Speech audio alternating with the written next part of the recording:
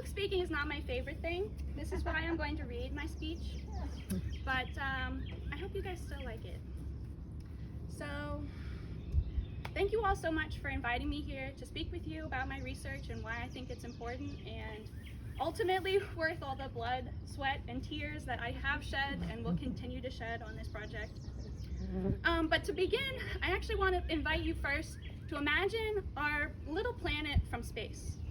Now you probably see a blue marble, perhaps veiled in a curtain of white clouds with bits of land cast in shades of green and tan.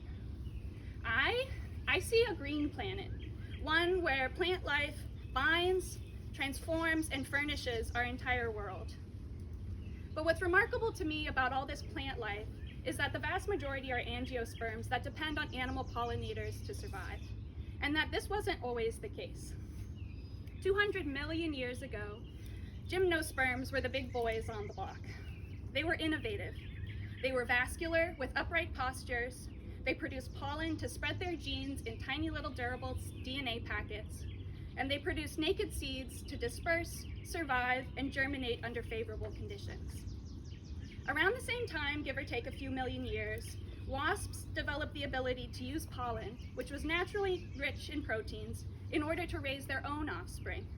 And this development becomes really important later on, because fast forward 50 million years, and we have a new kind of plant, angiosperms, that evolved to form their seeds, not naked on a scale, but protected inside of a flower and surrounded by a fruit. Not only that, but since insects, like those wasps, flying directly from flower to flower, increases the chance of a hitchhiking piece of pollen finding a compatible plant to fertilize, increases the chances of that pollen finding a compatible plant to fertilize. Angiosperms also evolved to encourage this visitation by producing larger, showier flowers with sugar-rich nectar and attractive scents. Thus, these vegetarian wasps and angiosperms diversified on a massive scale, becoming the bees and flowering plants we all know and love, and also outcompeting gymnosperms to become the dominant plant lineage today. This mutual diversification represents to me the power in a strategy of cooperation and also the interdependence of life. We humans directly benefit from the diversity and abundance of angiosperms and their animal pollinators. Not just food crops, not just forestry or medicinal plants, but also cultural and aesthetic connections to flowering plants. Has anybody heard of the Strawberry Festival, the Cherry Blossom Festival? I believe the ways in which we interact with nature reflects our values as a culture and as individuals. So how do we value the benefits that we receive? How do we reciprocate in the ways that bees and plants do? What is our role in the interdependence of life? Humans have changed and will continue to change the surface of this blue-green marble on a global and also deeply local scale.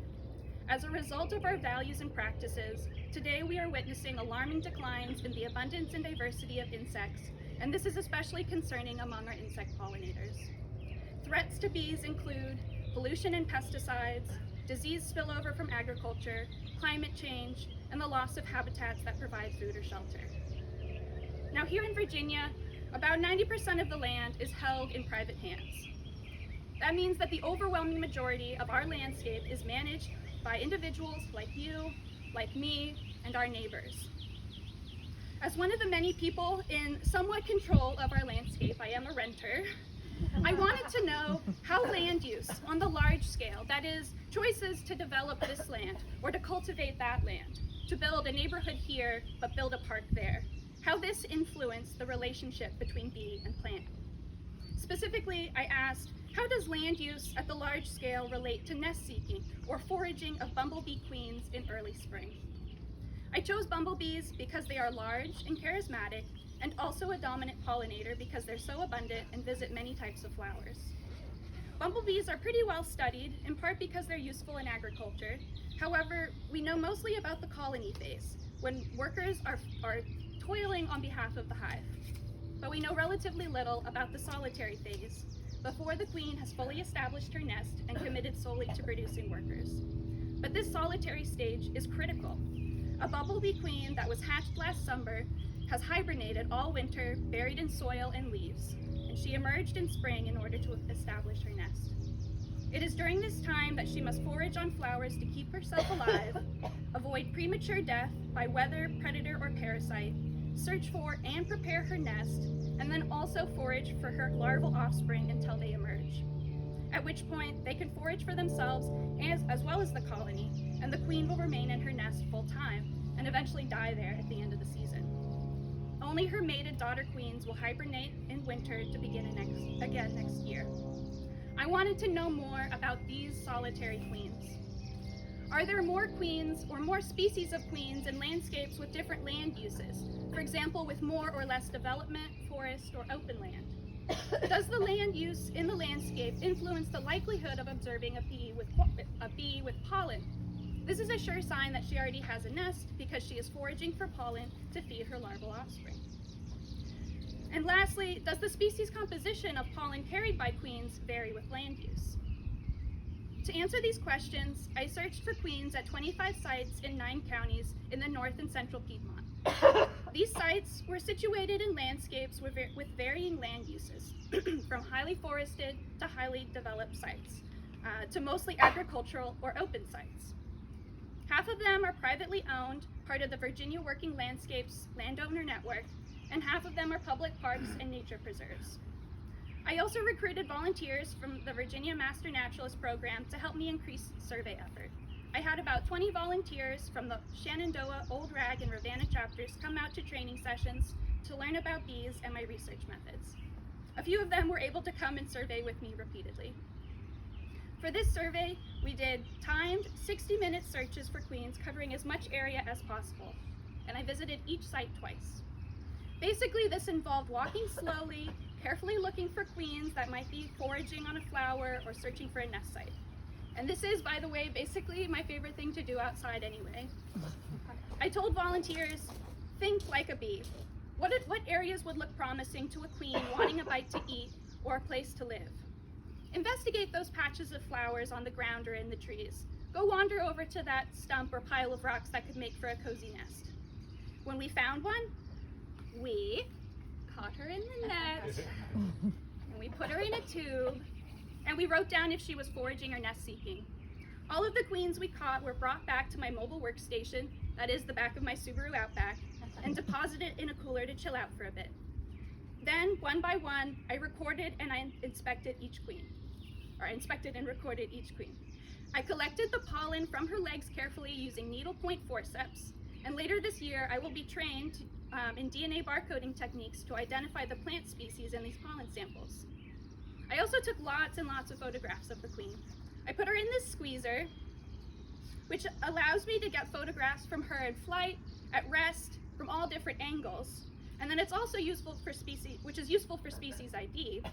And then it also allows me to restrain her against the top and take a photograph of her back, so I can record the distance between her wings, which is related to body size, and a really important trait among queens.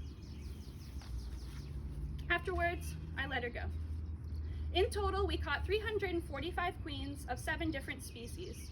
Of these, 71 were carrying some pollen, and I was able to collect samples from 53.